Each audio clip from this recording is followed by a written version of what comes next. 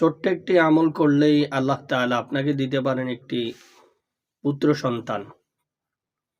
যে আমলটি শিক্ষা দিয়েছেন হযরত ইব্রাহিম আলাইহিস সালাতু ওয়াস সালাম, যা আল্লাহ তাআলা আমাদের জন্য উপস্থাপন করে দিয়েছেন। এইজন্য আপনি যদি চান যে আপনার ঘরে একজন সৎ পুত্র সন্তান আসুক, তাহলে এই আমলটি আপনার জন্য। হ্যাঁ, আপনি ৫ ওয়াক্ত নামাজ পড়বেন এবং সকাল সন্ধ্যা ইস্তেগফার করবেন। আর ইশার নামাজের পরে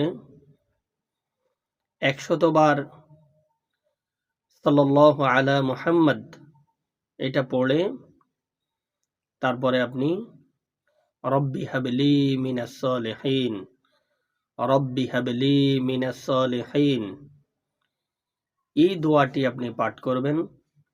দেখবেন ইনশাআল্লাহ কিছুদিনের ভিতরেই আল্লাহ তাআলা আপনাকে সুসংবাদ দেবেন, যা দিয়েছেন হযরত ইব্রাহিম আলাইহিস সালাতু ওয়াস সালামকে।